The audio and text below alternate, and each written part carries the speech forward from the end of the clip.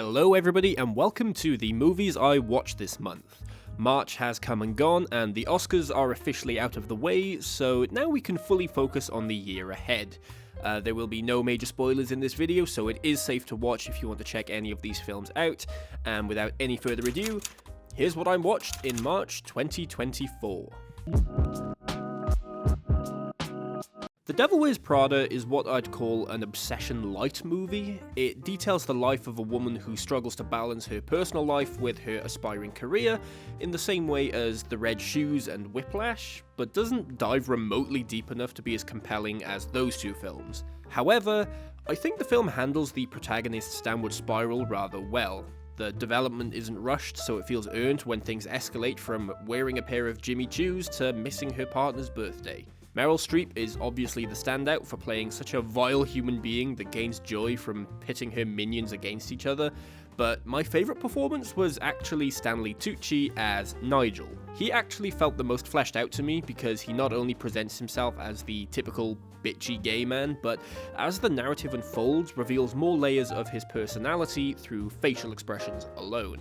Anne Hathaway always does a good job as the perky everyday girl, but I do find it amusing how often she's cast as the ugly or plain character surrounded by supposedly far more beautiful people. Overall, I actually like this movie despite it not being as deep as it thinks it is. Perhaps it holds value as a more accessible type of obsession story catered to a younger crowd. That makes sense to me, and through that lens, The Devil Wears Prada is an engaging, funny, and likely important movie to many people.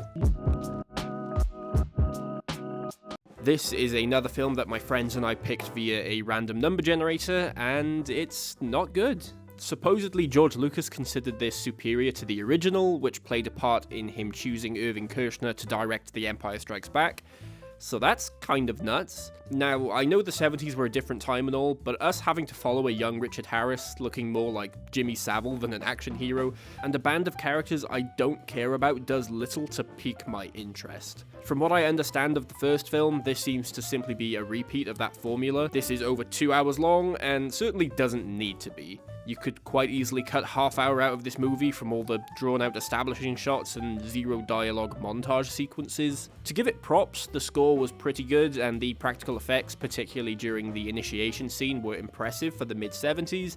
However, knowing that the AHA weren't permitted to attend filming and that several horses were tripped on top of several bison being killed, it does make me bitter towards the whole project. To be frank, if you want a boring white savior movie, there are plenty of better ones out there. Even Avatar, for all its faults, is pretty to look at, where the return of a mangled horse is an awful lot of plain, static, brown shots, and I would not recommend spending your time with it.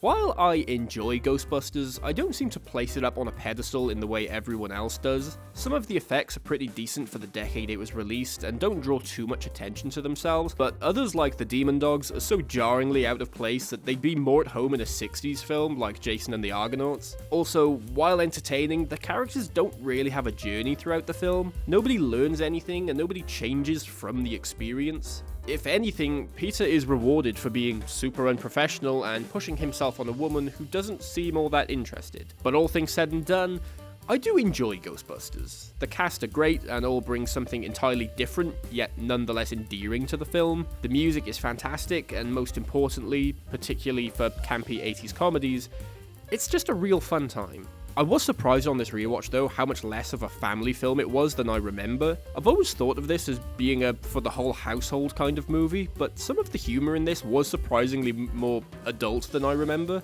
I mean, Ray totally got a blowjob from a ghost, right? Plus Dana and Lewis totally had to smash to release Gozer. I don't know, maybe it's me, but for as much as I enjoyed this, I think it is a little overhyped. I watched the original Mean Girls a few weeks ago as preparation for this, because we were obviously going to compare them, and I've come to the conclusion that the 2024 version is more or less the same film, but worse. I thought they'd take more creative liberties to distinguish it from the first one, especially because it's Tina Fey back in the writer's chair, but it copies the structure pretty much verbatim with worse dialogue and less bite. All of the plot points and character motivations feel far more forced in the new film, and any hint of subtlety has seemingly vaporized. I actually found it more engaging when it was trying to be different, and began to lose interest whenever it was repeating the same story I've already seen. I think having Tina Fey and Tim Meadows return to their respective roles is nice, and some of the new cast do good jobs, but the plastics themselves were significant downgrades. I'm not sure if it was the actors or whether it's just the way they're written now, but I did not enjoy the modernization of these characters. But hey, the reason this exists is the music, and the results are mixed, with some feeling naturally woven into the narrative and thematically earned, and others serving purely to pad the track listing. Mean Girls 2024 leans far too heavily on the original to have its own identity. Throwing Lindsay Lohan in as a cameo demonstrates that they want you to remember that movie. But considering this lacks the theatrical oomph of the proper musical, and does all the narrative stuff worse than the 2004 film, there aren't a lot of reasons to revisit this one. The Virgin Suicides captures the palpable disaffection of adolescence in a very genuine and mature way, with not only a sense of tragedy, but also endearment. Given that it's brought up in the first 5 minutes and is literally the title of the film, I don't think it's a spoiler to say that the Lisbon girls eventually commit suicide, and the rest is dedicated to discovering why. The girls aren't really given an opportunity to live for themselves, existing under a strict regime of religion and social sheltering. Their parents don't make an effort to understand them, and the neighbouring boys often project onto them what they want them to be. They're not exactly treated like people, rather an idea. We don't get to know any of them except Lex on a deep level, they just collectively represent a disillusioned youth. I'm sure this was the point, as it makes the themes work in a way more interesting way, but it does come at the expense of a fully engaging film. Sofia Coppola is a great filmmaker. In a similar way to Twin Peaks, she explores not why they took their own lives, but how the fact that they did affects the people around them. The foundation is how and why did this happen, but the real meat is how everyone else moves on from it. As viewers, we don't have all the answers, but the journey is the reason that this movie exists in the first place. Dune Part 2 is a definite improvement over the first in more or less every way. Since everything we needed to know had already been set out in the first film, here we're free to focus entirely on developing the characters. Paul evolves from a passive observer in the story to an active participant who grows over the course of its unfolding plot and establishes a leadership status. Austin Butler in particular is a standout, bringing a distinct sense of physicality to the role, amplifying his character's chaotic nature. The CGI is still top-notch, and Villeneuve uses color grading in such a specific way to make the mundanity of miles of sand never dull to watch. The tone switches from vibrant oranges to dusty browns depending on location and the time of day, so despite 80% of the movie being set on Arrakis, we never get tired of its visuals. As a result, the sequel manages to retain everything that the first film did well, but better. I know I was largely in the minority, but if like me you found that Dune Part 1 was lacking in depth and heart, then by all means watch Part 2. It addresses pretty much every issue I had with its predecessor, and I feel like it'll make rewatching the 2021 film in the future all the more enjoyable, knowing where the story is headed. I seem to be the only man on the planet who didn't have an obsessive dinosaur phase as a kid, so Jurassic Park kind of passed me by until a little later in life. So I don't have quite as personal a connection to this film as everyone else, but there's something so inherently special about this that you can't help but gawk at its sense of wonder. They simply don't make movies like this anymore. We know by now that he's pretty good at making movies, but I think this is one of the films that Spielberg directs. He doesn't just let the whimsy of the world or John Williams' music take control, he actively makes an effort to do creative things and enhance its effectiveness. Everything just falls into place to create a film that seemed to be exactly the right thing at exactly the right time. The cast are wonderfully engaging, and the special effects work still holds up for the most part. There are a few digital composites that haven't aged the best, but pretty much all of the practical stuff looks amazing, even now. I do think that 10-15 minutes could be trimmed out of this to make for a slightly tighter script, but that is nitpicking. Jurassic Park is a certified classic, and will likely be one of the few movies that people will happily recommend to their great-grandchildren in decades to come. Spaceman is about a cosmonaut called Jakub, who has to overcome his depression by reflecting on his past with a giant alien spider he calls Hanush. The screenplay is messy and often finds itself repeating the same information to us, and underwrites Lenka's character so much that even the wonderful Carey Mulligan can't save it. She's more or less relegated to being the lonely wife unappreciated by her husband trope. And while using a big spider as a therapist is certainly unique as a premise to hook viewers in, the substance of the story is quite overdone by this point. By the time it's over, it feels as if you've watched an uncanny mishmash of Ad Astra and Interstellar. But for what it is, a relatively low-budget, straight-to-Netflix offering, it could also be a lot worse. It's well directed, with some pretty creative uses of camera movement and digital effects, but what truly drives the plot is the idea of growth. A notion of acknowledging that it's never too late and there's always time to redeem yourself.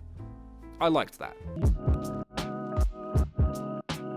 The experience of watching Mother can only be compared to sinking further and further into a nightmare. From the awkward social interactions and a building sense of unease, all the way to an escalating chaos that you can't escape, the film strips away any sense of comfort you might be clinging onto, and forces your eyes open to witness the horror in front of you. The story more or less explores the scourge of man and how destructive we are as a species through a hyper-religious allegory. After the very first person, a stand-in for Adam, enters the house, the well officially becomes poisoned, and a cancer spreads through the very walls. Javier Bardem plays a representation of God, but for all the power he seems to hold over people, he is fundamentally incapable of creating anything on his own, as if he only has the power that we choose to give him.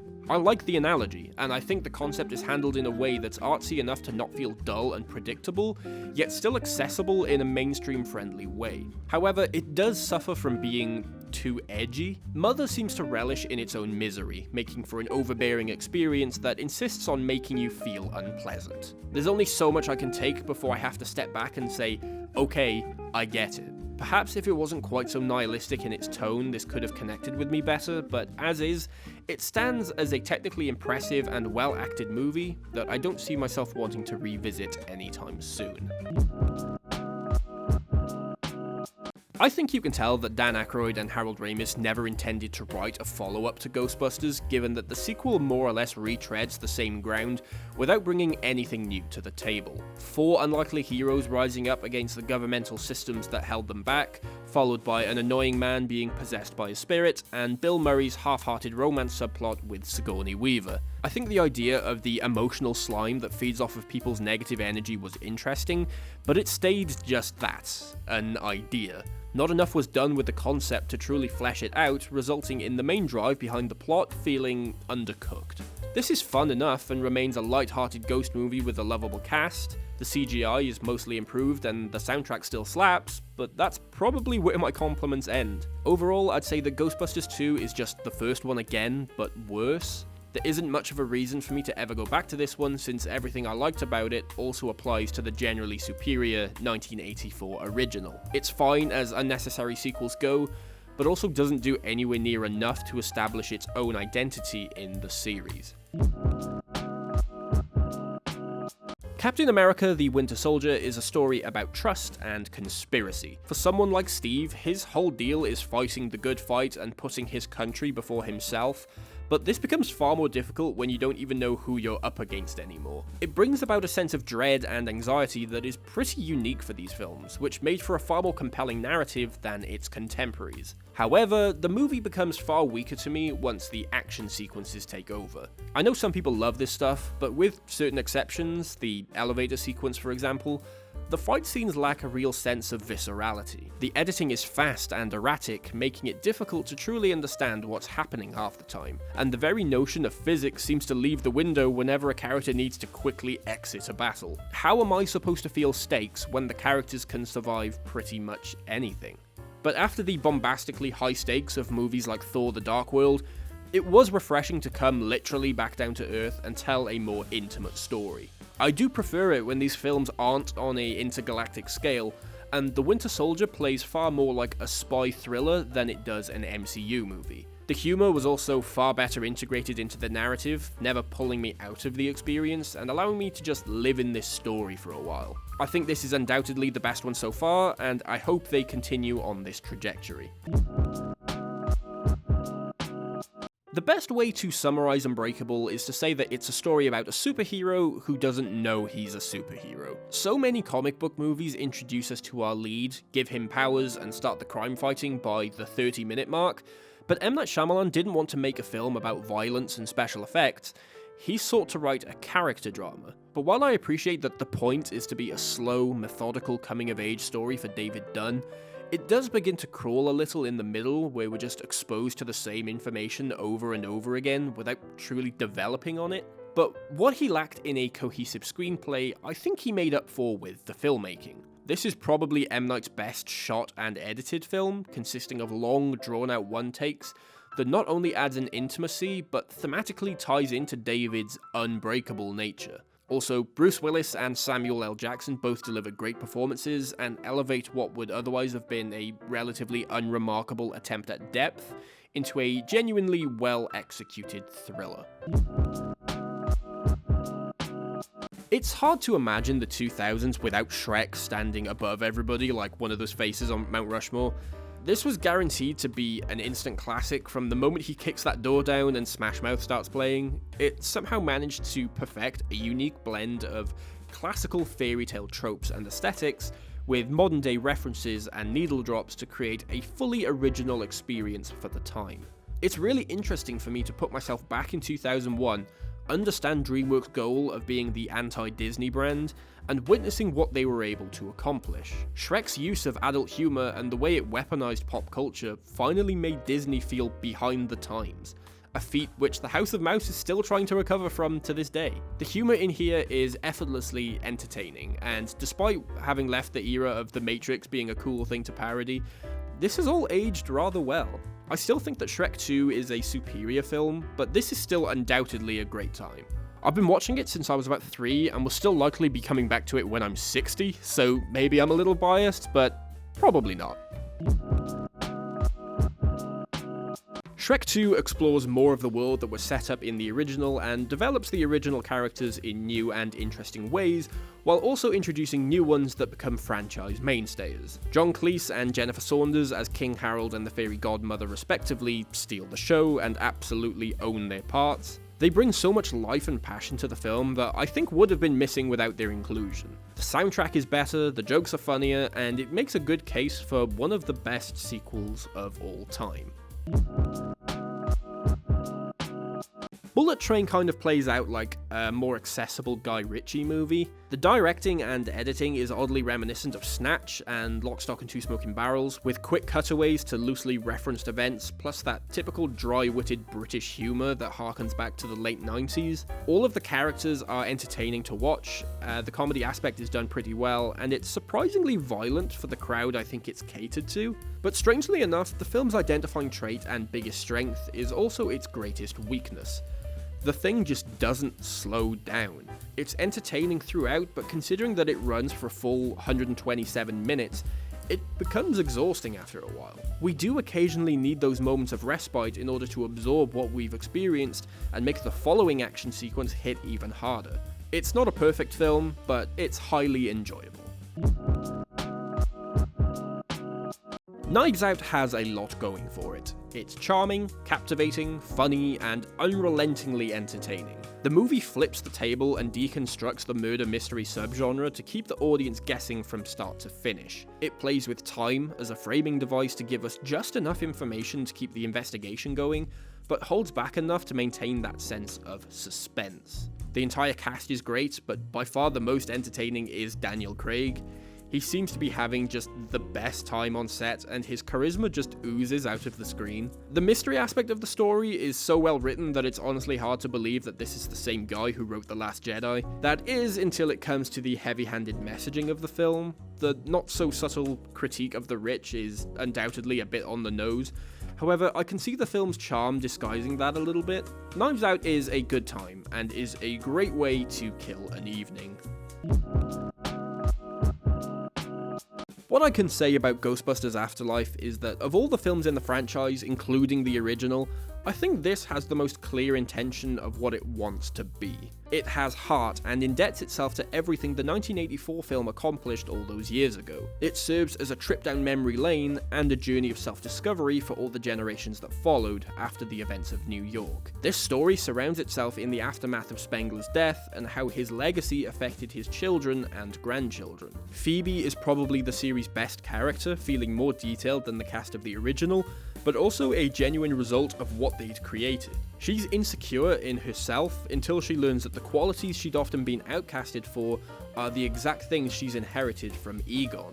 Unfortunately, I can't say the same for Finn Wolfhard's character, who has very little agency in the story. Plot-wise, it's just the first film again, but with better CGI and worse humour. Sure, the beginning is a little slow, and believe it or not, I kind of wish we had a little more Paul Rudd, but Afterlife is still decently entertaining throughout its runtime. This was never going to blow my mind, given that I think the first film is rather overrated, but it could certainly be a lot worse, and for that, I'm grateful.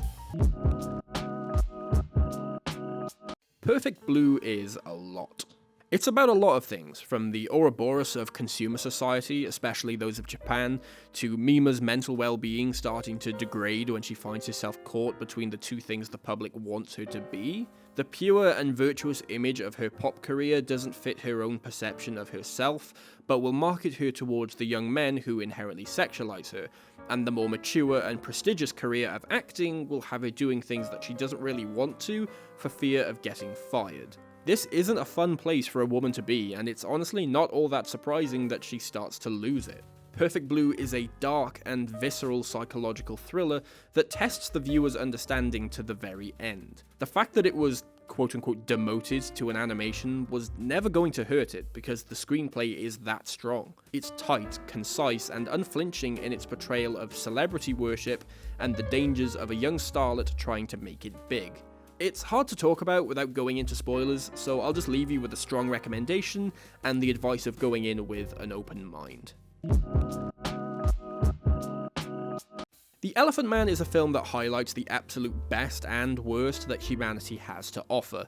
It's ultimately a story of empathy and friendship, and how those qualities take very little effort in the grand scheme of things, yet can mean so much for the recipient that they can literally be brought to tears. The world is so large, complex, and full of disparity, but it's important to remember that for all the cruelty and malice out there, there's always kindness and compassion. Despite its reputation of being one of David Lynch's more accessible movies, it never sacrifices its very intentional style of filmmaking. The choice to film in black and white was clearly a deliberate one, not only to capture the grittiness of Victorian-era London, but the focus on framing and shadows truly accentuate the dark and cold aesthetic of the film. Its message goes beyond a typical "don't judge others by their appearance," and instead asks that we simply try to be better in general towards our fellow man. Kindness is a virtue and has the potential to make all the difference in the world to the person who needs it. Sure, the climax to The Elephant Man is sad, but it's also oddly hopeful and endearing in a way that will stick with me for a long while afterwards. It was always going to be difficult for Rian Johnson to live up to, let alone beat what he accomplished with Knives Out, yet despite the insurmountable task ahead of him, he managed to pull off a respectable and satisfying sequel, even if it doesn't quite top the original.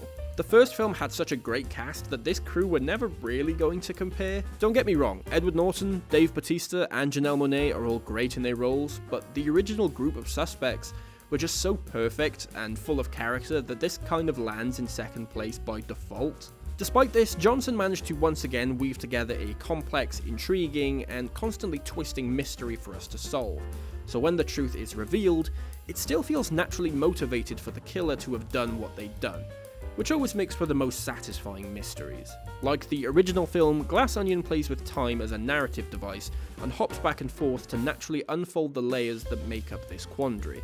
I do feel that a few of the reveals were a little unfair on the viewer's behalf, as later flashbacks provide us with information that wasn't really present in the original scenes, but it's still a decently fun time and is definitely worth checking out. I think that The Hateful Eight is Tarantino's messiest and least focused screenplay. The pacing feels awkward, like it doesn't really know where it's going itself, with a drawn-out opening act and moments in the middle that outstay their welcome. It comes off as if the story is making it up as it goes along, instead of having a clear and definitive beginning, middle, and end. However, the lack of cohesive structure does benefit the film by gradually ramping up the tension.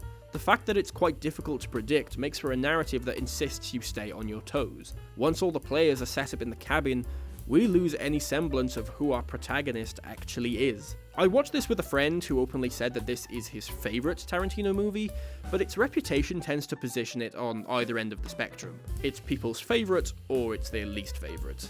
In a similar fashion to his debut work with Reservoir Dogs, The Hateful Eight unfolds kind of like a stage play, with the way it's split into chapters and takes place more or less in a single room. There is something interesting about that in concept, but in execution, I find this to be one of Quentin's more forgettable outputs. All of Us Strangers follows a man who can speak to his parents decades after they've passed away. Adam demonstrates a real vulnerability as someone who clearly never learned how to process his insecurities or trauma. After finally coming out as a gay man to his mother, she says that he must have had an incredibly lonely life. He laughs it off because her views are outdated, but she's not entirely wrong.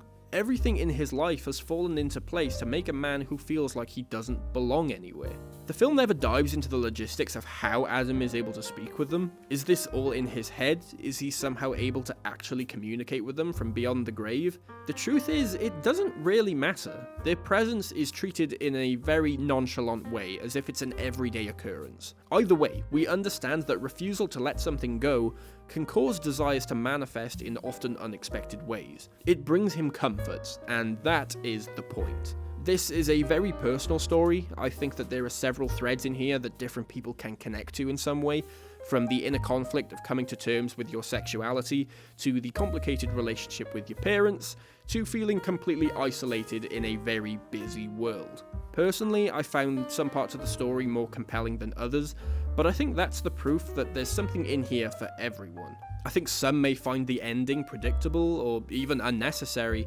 but it's impossible to walk away from this without feeling touched in some way. And those are the kinds of movies that I love.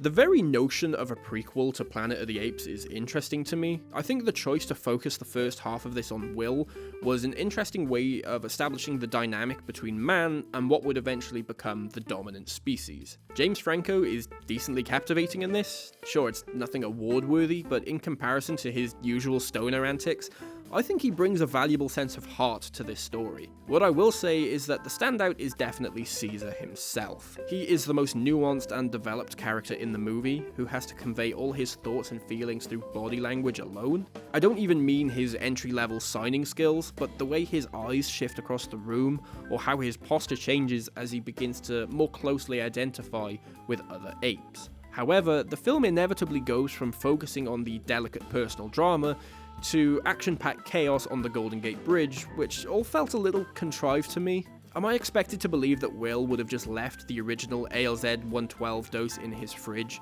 weeks after his father died? Am I expected to believe that the police would allow Jacobs, who was literally just a random biotech manager, to ride shotgun in the helicopter?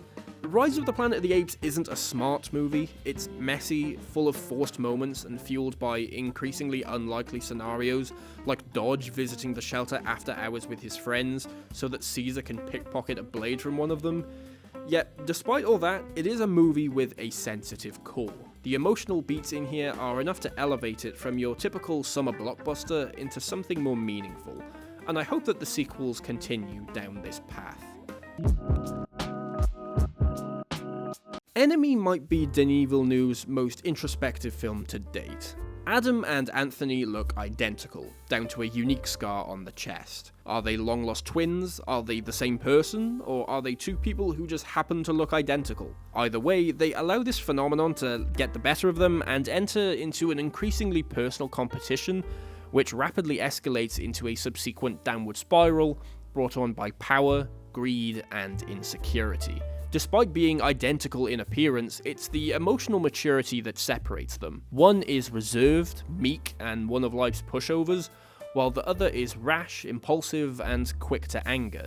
It feels nice not only to have a film treat you with respect and not feel the need to spell everything out for you, but also for us to try and decipher which one it is in any specific scene. And then there's the spiders. They appear several times throughout the film in various contexts, and never get an in-narrative explanation. To me, the spiders are a representation of fear. The specific fear of man being controlled by woman. This is why Anthony goes to a seedy sex dungeon with a crushing fetish. He is literally being unfaithful to his wife by being there in the first place, but metaphorically gets off on seeing that fear being stomped out. Stylistically, Enemy plays like a collaboration between Ingmar Bergman and David Lynch. It's simultaneously surreal and grounded, leaving plenty up to interpretation as to which is which. Villeneuve gives us the pieces and trusts that we can put them together to see the bigger picture. I respect that, and for as well made as movies like Arrival are, it's films like Enemy that will keep me coming back for years to come.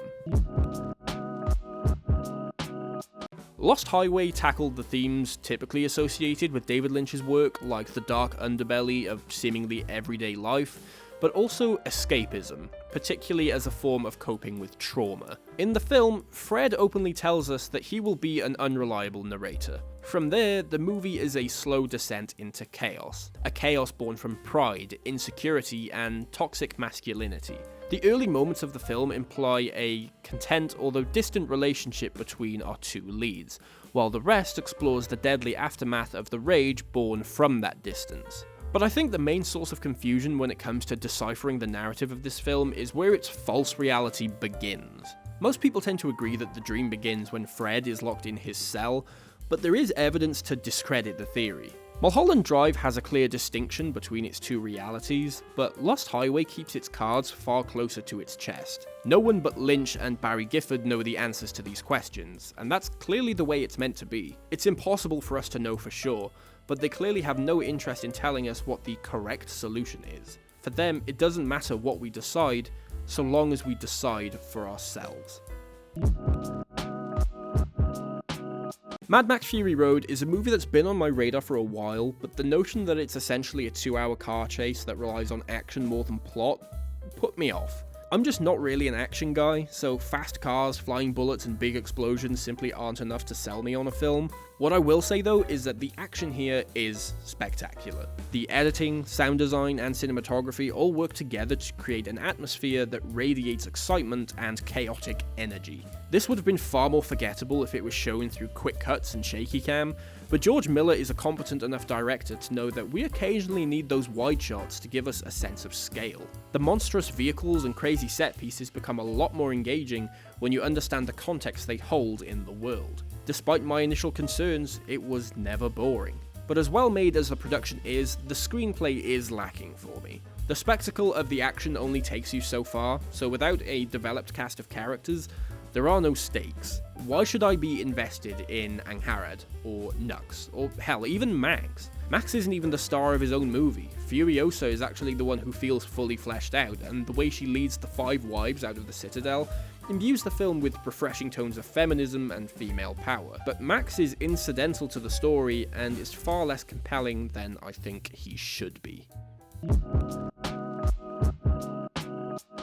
This is a series that I've been meaning to dip into for a while, but had absolutely no idea where to start, given that there's like 100 of these things.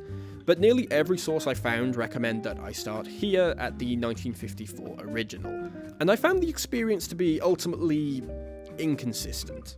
I loved the score and the sound design, both were not only instantly noticeable but crucial for establishing the film's tone and atmosphere. Then again, the acting left a little to be desired, and the editing, particularly towards the beginning, felt a little rushed and hindered the pacing of the plot. Any shot with Godzilla towering over the people of Tokyo looks great and arguably still holds up, but there are a few shots here and there where a moving train or a burning building is obviously a miniature prop.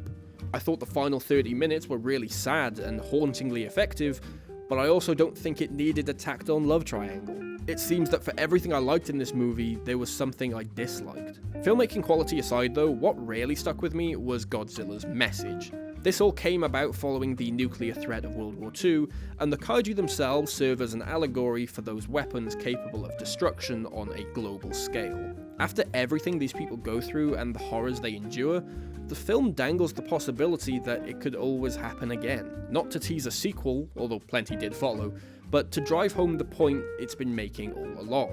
We did this to ourselves, so if we don't learn our lesson and try to improve, then we'll forever be cursed to suffer the same consequences.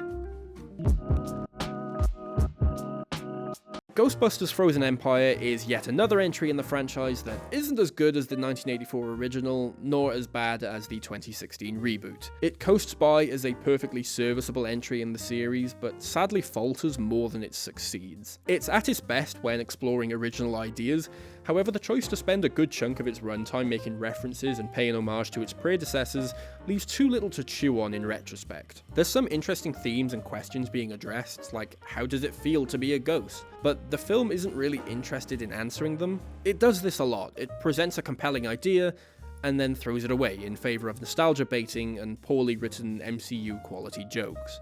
Phoebe remains the series' best character, and her relationship with Gary is what I want to see more of. Unfortunately, its insistence on digging up the original crew floods the script with too many protagonists and draws the attention away from the people who are actually important to the story. I've already said how I think the first Ghostbusters movie is a little overhyped, and Frozen Empire is undeniable proof that you can continue to milk this IP for years to come and pump out increasingly mediocre pictures, but the franchise simply doesn't have enough meat on the bones to truly develop any further. Why I think My Neighbor Totoro succeeds is the way that it effortlessly captures the innocence of youth. The imagination of our two young protagonists is immediately apparent, in the way that they find entertainment in the most monotonous of daily things. The animation from Studio Ghibli is incredible here. It's also detailed and expressive that there was always something in any given frame to catch my eye. I was able to pick out little subtleties like the dirt on Satsuki's feet as she was running, or an empty bottle floating in the river, which makes the whole world feel far more real. Plus, the facial tics of the characters never cease to be entertaining to me. I love how Totoro's mouth can go from being a tiny pinhole size to expanding into something huge and cavernous. This is a movie that coasts by on its good vibes, which may be enough for some, but its complete lack of plot, structure, character arcs, or even an ending make for a story that's difficult to recommend. This is a film that has its place and will definitely do the job if you're wanting to escape reality for a little while. However, I don't see myself coming back to it anytime soon, as there isn't really much for me to latch onto in comparison to other tales like this.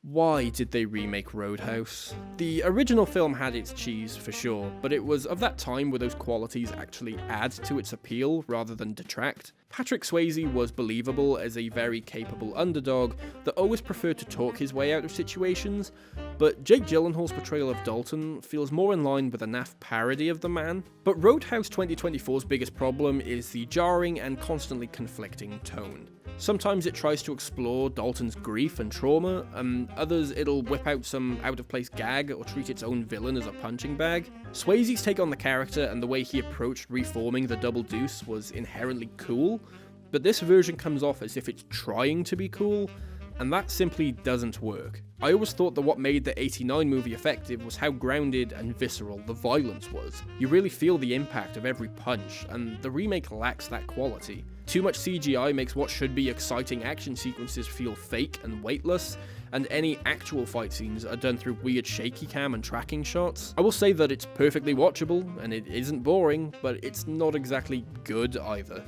And that's what I watched this month.